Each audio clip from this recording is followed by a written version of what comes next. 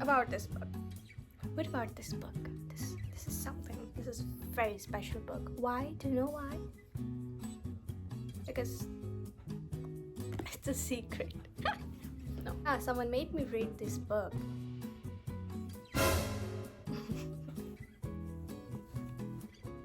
Oops. Hello, I'm Coraline. Hiromachi. Hiro. Okay.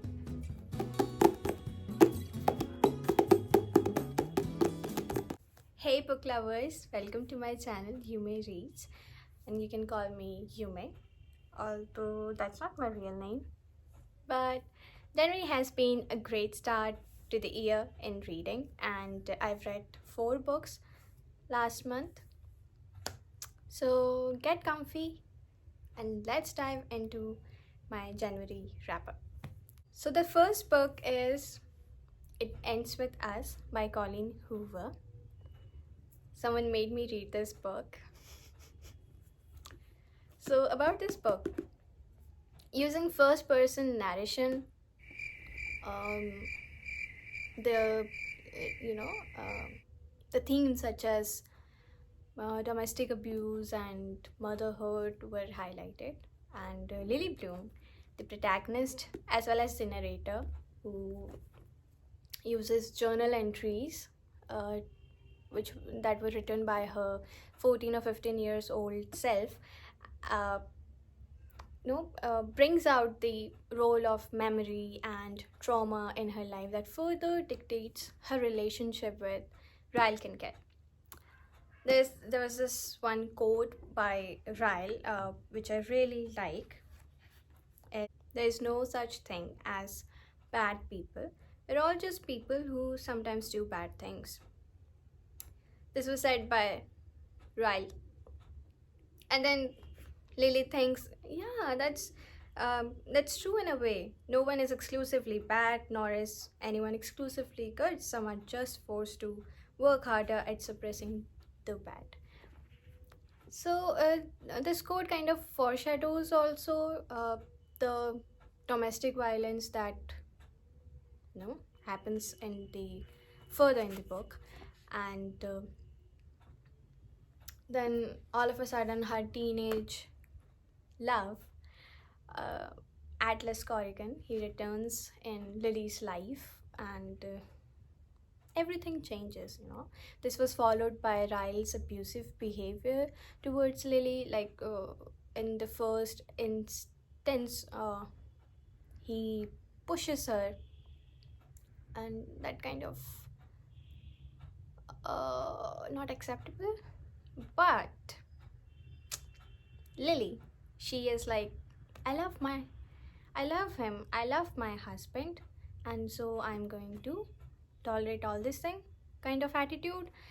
And she says, there was one more quote that she says that all humans make mistakes, but it depends on how humans turn those mistakes into lessons, because that defines our character. Pretty much true.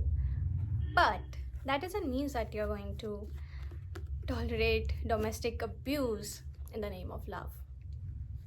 And then what was the thing that was most interesting in the novel was that she, whenever she was evaluating Ryle's abusive behavior, she was like, how would my mother would do in this case? Like, her mother was also a victim of abusive behavior with her partner, and Lily did not want to be like her mother. She was like, no, she had the opportunity to leave her father and then live happily, but she did not. She became the victim. The second part was very good, but the first part, the smut in the first part was very cringy. So I liked second part better. And I also loved the character of Elisa. I really loved her. Uh, Also, the way Lily in the end breaks the pattern before the pattern breaks them, uh, she reflects the philosophy of existential feminism, which I really liked. Also, there are some problems about this in this book, like why journal entries were addressed to Ellen DeGeneres. Do you know the answer? If you know the answer, let me know, because I don't know, and I really would love to know that why she was addressing her journal entries to Alan. The second problem in this book is the reason that she gives in the end while breaking the pattern. It was quite unsatisfactory for me because I did not find the reason good enough to educate women who are suffering from or who are the victims of domestic abuse. So, those were two problems. I gave this book 3 stars. The second book is Coraline by Neil Gaiman. It is a children's novella that falls under dark fantasy and horror genre. This book has beautiful illustrations by Chris Riddell. Uh, like, I'll show you one. It's cute. This, meet Coraline. Hello, I'm Coraline. Coraline Jones. She is the protagonist in this story, and she loves to explore like Dora the Explorer, and she craves her parents' attention. Then her family moves to an old house where she finds a door, and she opens that door. This door leads her to the other world, or the uncanny, as coined by Mr. Freud. So this door is similar to the red door if you have watched Insidious movie series, that leads an individual to his or her own subconscious or unconscious mind. Initially, she loved all the attention that she got from her other parents, but later on it became horror of her life. Why? Because her own repressed desires and fantasies, they brought unsettling and dreadful feelings within her. But she remained quite uh, brave and clever. No? She saved her own parents and other three souls as well. So initial half part is not that very good, but the later half part is nice. And also, there was this quote in this book that I really liked, and it was, I don't want whatever I want. Nobody does. Not really. What kind of fun would it be if I just got everything I ever wanted? Just like that and didn't mean anything. What then? Nice quote. So I gave this book 3 stars.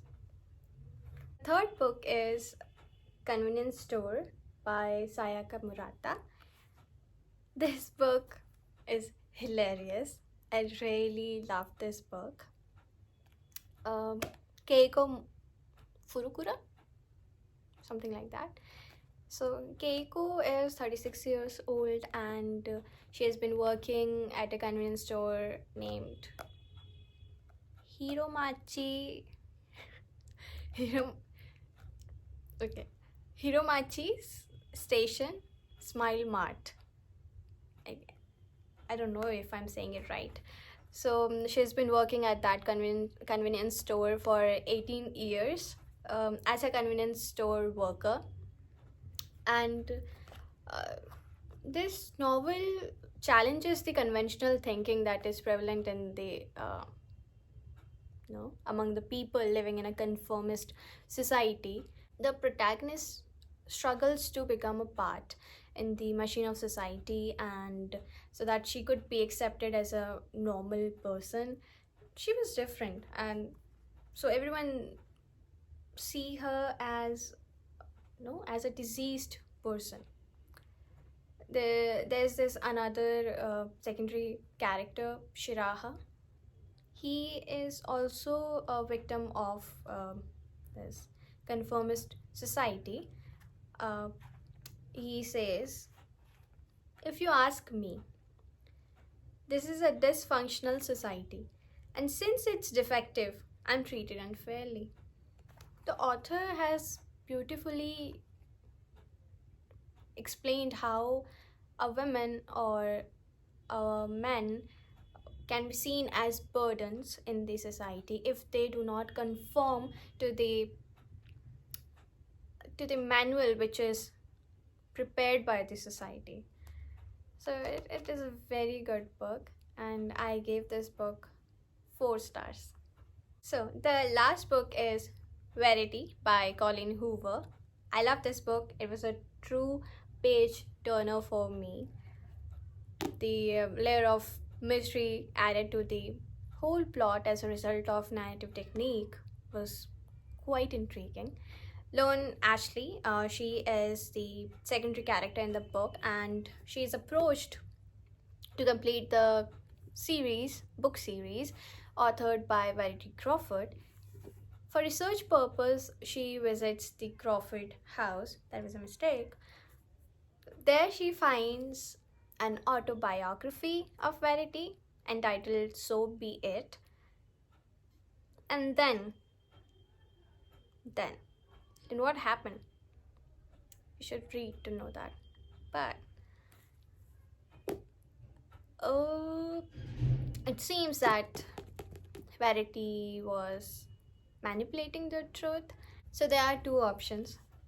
Either Verity is telling the truth or she's lying. If I go with the first option, that would mean that the work written by any writer is pure imagination or creation and has nothing to do with his or her life. If I go with the second option, that maybe Verity is lying, that would mean that a woman is silenced by the patriarchal society for not having a maternal instinct and therefore considered as an evil.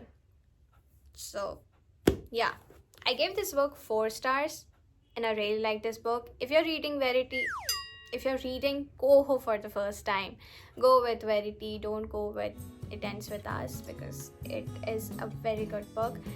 And that's all. If you like the video, hit the subscribe button. And if you do not agree with any of my opinions or my reviews, let me know in the comment section. See you in the next video.